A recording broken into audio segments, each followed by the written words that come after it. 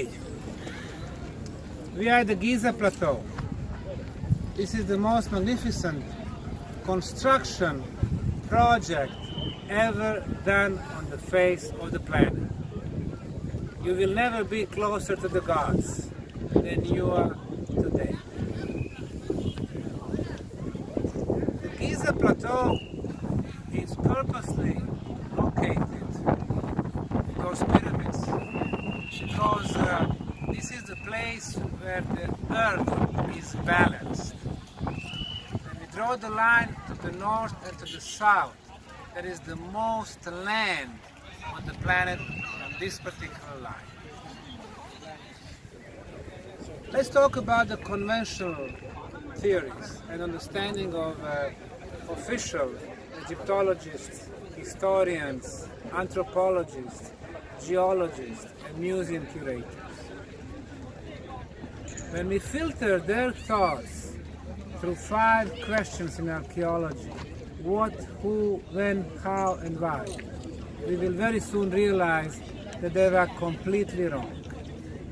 As a matter of fact, their stories about pyramids being the tombs of the 4th dynasty rulers is the biggest hoax in the history, which has been supported by Hollywood movies in the last 80 years. This is a perfect example how, without no scientific proof whatsoever, the public has been convinced for the last few centuries in totally false information. The claim that it was built by the Pharaonic dynasty, the 4th Pharaonic dynasty, 4,550 years ago, should rely on something. However, when we enter the pyramid, we will not be able to find the mummy. They are saying it was removed by the robbers. However, when we check all other pyramids, no mummies. Secondly, you would expect to find hieroglyphic symbols on the walls. It was such a grandiose project. No hieroglyphic symbols. Thirdly, no royal furniture. Number 4, no tools, even the primitive ones. Number 5, no organic materials that belong to the ancient builders. It's thing after thing which is telling us that they had no scientific proof to tell, yes, it was built by the pharaoh Cheops or Khufu 4,550 years ago. When it comes to dating, that's a very important question because it will tell us who the possible builders were. What are the elements of dating that we do have? On the Giza plateau, a lot of seashells were found. However, in the last 10 years, a very comprehensive effort to remove all the seashells. Why? Because they came from the Mediterranean Sea, which is more than 250 kilometers from here. So it meant that at one point in time, this plateau was flooded by the waters of the Mediterranean Sea. It had to be a huge catastrophe when it happened. The last known huge catastrophe was 12,000 years back, plus minus 400 years. The end of the last ice age. Huge flood waves hit North African continent. So this was flooded. The next thing, the year 820, the son of the Baghdad Caliph, Al-Mamnun, came here. It was his land. And they got inside the pyramid. What they found on the lower areas, 3 meters, first 3 meters, salt and seashells. Salt analysis has been done. This is the salt which is coming from the Mediterranean Sea. Seashells, the same thing. What does that mean? It means that pyramids were standing here more than 12,000 years ago. Meaning the third phase of Egyptian rulers is not a builder of this beautiful complex?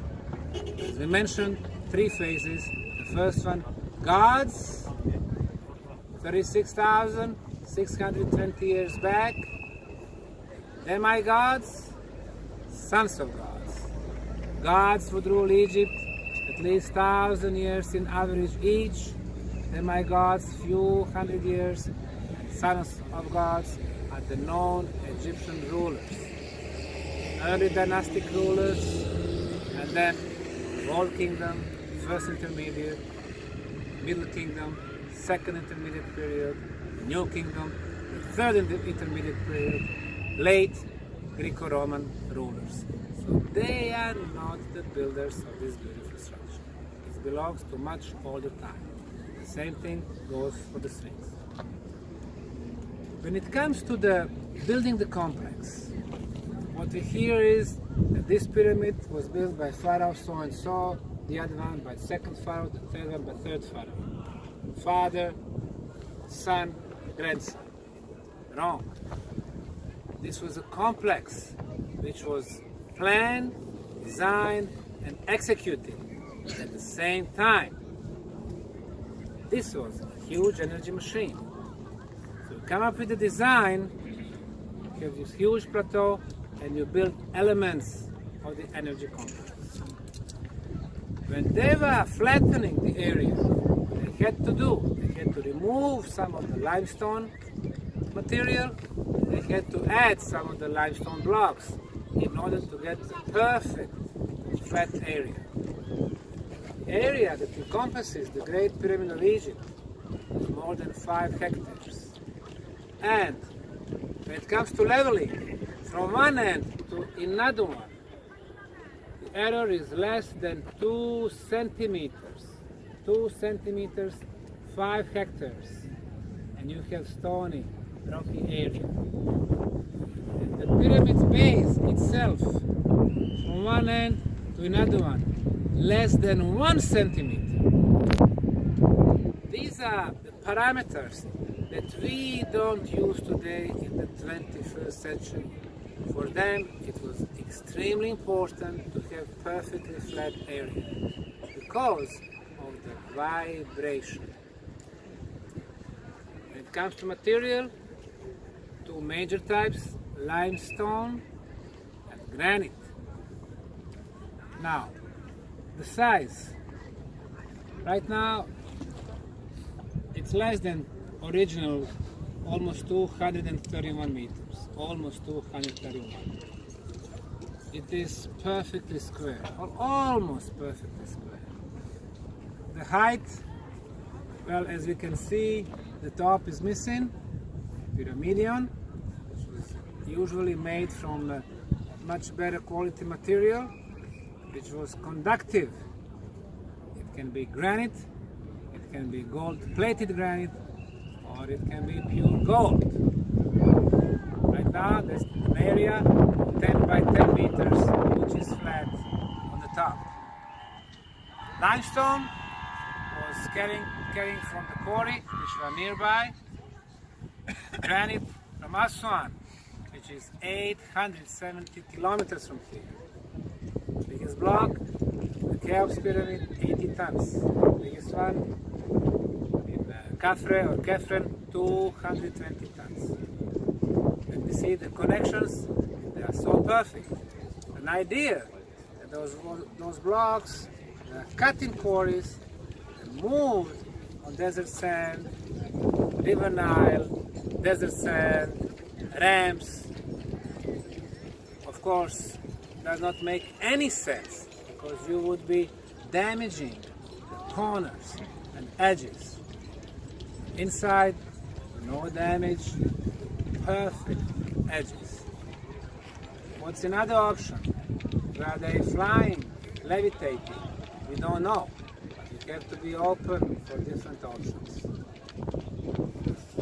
Now, according to different authors, here we have between 2 and 3 millions of blocks. But the real number we will never know. Why? Because this pyramid was maybe built on a flat area. according to some other authors, inside there is some like a little rocky hill, and the passageways were made, and then we got all these blocks. But in any case, the most probable number is about 2.3 million blocks. The mass is between 5 and 6 million tons, probably closer to 6 million tons. How would somebody cut so many blocks if we go with Egyptian theory, from ASWAN or from the quarries around us? In order to make so many blocks, calculation was done with Indiana State in the US, which is the largest producer of granite blocks.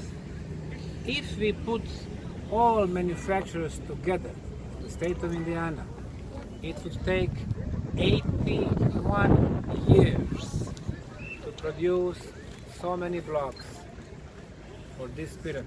81 years.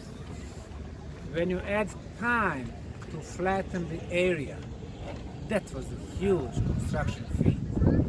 It would take years and years.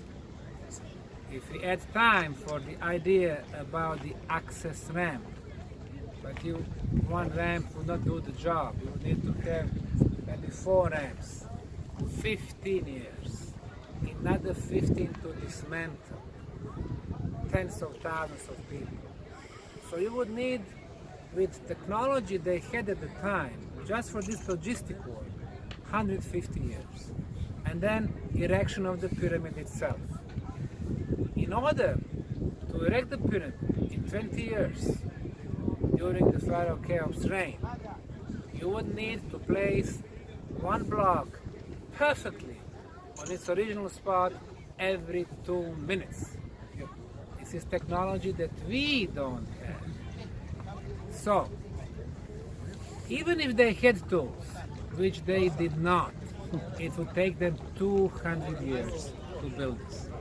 However, when it comes to big masses of the blocks, once you place 5 tons or 20 tons at the place, that's it. You cannot just play with it, move it left, right all the time trying to fit it. When it comes to tools, in the Egyptian Museum in Cairo, we saw available tools. There were bronze, copper, and wooden sticks. On the Mach scale, bronze and copper is between 2 and 3. Very soft. Iron, which they did not use at that time, is about 4.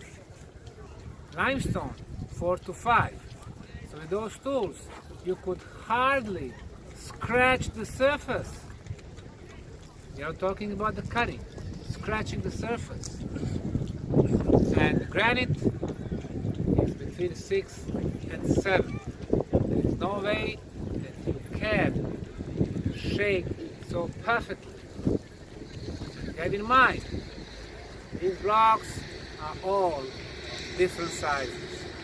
So even if they had some type of technology and tools, they would be making the same size. They would never do it. To make different sizes, it means you need first to check at the quarry the sizes, how they fit together, and then move them. They are obviously not doing that. So it was fact after fact proving us that non-Egyptian dynasties could not build it just from the construction standpoint of view. It had to be done by the most advanced civilization, even technologically more advanced than ours in 21st century. Transportation of the blocks, as we know, in ASWAN, you would need to transport it to the desert part, then River Nile, as they claim, for almost 900 kilometers, where the wooden barges, the pictures of boats available on hieroglyphic writings, small boats, they cannot carry more than 1 ton at one spot. How to explain 220 tons? or 10 tons or 20 tons? No way. So the question is, who really built them? Now when we add more information about the cardinal points, the error from perfect east, west, north and south is between 2 and 4 minutes. It's basically 99.9 accuracy. There is no way that you can have such accuracy. Of course, you can see the sun rising in the east, setting at the west, summer solstice, spring equinox, but such accuracy is impossible to achieve just by observation. Of course, the matter of the cardinal points is so important because when it comes to the energy, everything is energy. Our planet, huge energy balls. The strongest energy movements are north-south, east-west. You build such a huge pyramid oriented to the cardinal points. The energy starts moving inside the pyramid, so it initiates movement of the pyramid. The next thing is the number pi, 3.14. Only with the Pythagoras, who came 2,000 years later, the world learned about the number pi, 3.14, which is actually irrational number because there is no final number. It's 3.141592653588 billions of digits. This is the most important number in math. The second most important is number phi, or golden section. Both of those numbers are incorporated here. When you take two lengths at the base and divide it by height, the number is 3.14. 1618 also incorporated here, but the distance between our planet and the sun is incorporated here. The distance between our planet and the moon is incorporated here. So obviously the builders were some who had such an advanced knowledge of astronomy. So now we can see thing after thing is telling us not only that they were not the builders of the 4th dynasty, but it was built by somebody much more advanced.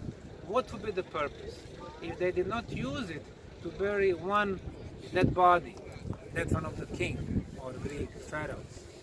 Why would somebody go through such hard time to build this complex? The elements of pyramids, geometry is present here. Four-sided pyramid, which works the best for our planet, is present here.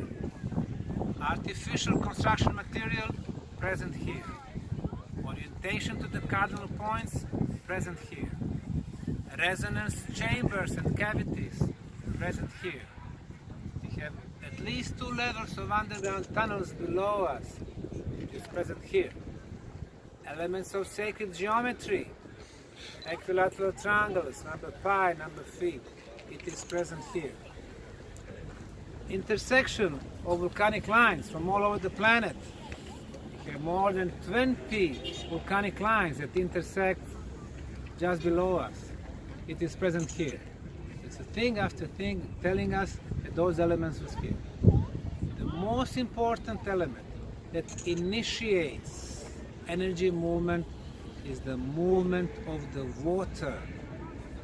Water moves, whole chain reaction starts. Originally, River Nile was 80 meters closer than it is today, and the pyramids, all of them, are connected to them with a system of canals. As we know, the term pyramid power means that the pyramid has the power to pull the energy from underneath. Probably they use the water to start the process, getting inside, compress the air, release the negative ions. Why do we have such a wrong notion about the pyramids? Unfortunately, the father of modern history, Herodotus, Greece, came here. He heard the stories about the Pharaoh Cheops, the Pharaoh of the 4th dynasty, as the builders, and this is the one who's been telling us about that. Of course, he was wrong about the reign. He said Cheops reigned for 50 years. This is the not only thing that was wrong. But why do we have it in the modern times? 200 years. British explorer was here. They were funding him from Britain. And for years he was spending money, no big discoveries. So finally, when he got his last lot of the money, he had to come up with something big. He was inside the king's chamber, discovering the walls above the king's chamber. On the 5th level, what he did, he carved graffiti saying that the workers of the Pharaoh Cheops were here, wanting to prove to the world that it was built during the Pharaoh Cheops' time. He sent the news, he became celebrated person, he got more money. So based on that, the world finally accepted this idea about the Pharaoh Cheops. Unfortunately, today, Egyptians are using this as a connection to the known dynasty. But even if you go back to the time, it won't erase the fact that this pyramid complex is here. We just need to learn more about it. And the Egyptologists should not jealously guard this investigation anymore. They have to open it to the engineers. Just one case. Beginning of 2018, the Japanese institutes published the news using Mayan technology. Another cavity was discovered. Mayans, very little cosmic particles, electrical particles, coming from cosmos with a prolonged life, going a little bit under the ground. They also can go through the objects like pyramids, but based on different density of the material. They travel slower or quicker.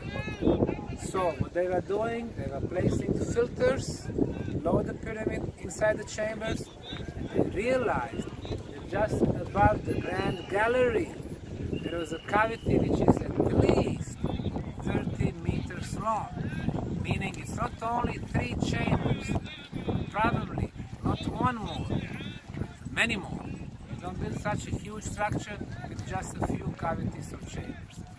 Just that particular case is telling us that when you open the project to the geophysical and engineering methods, you'll be able to find much more. The most recent one coming from Russian institutes saying that electromagnetic waves have been focusing in the chambers was very soon dismissed by Egyptologists here from Cairo, saying, well, the ancient Egyptians had no clue about the energies, so it's impossible. In science, everything is possible. You just have to apply interdisciplinary methods. So finally, we are in the front of the greatest achievement for us humans, and we can learn so much from it.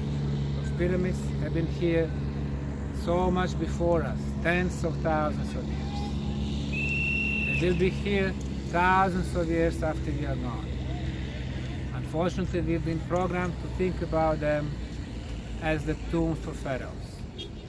If our science has the full access and all the information can be independently verified, we will realize that we have technology which was using the resonance of our planet and all the natural resources in order to produce clean and free energy, which could be later on used for the communication, healing, and many other stuff to improve the molecular structure of literally everything: humans, plants, animals, water, space around us. So let's use our lifespan and get to the real builders and the real purpose of the Great Pyramid of Egypt. Thank you very much. Du ska catalogas up där.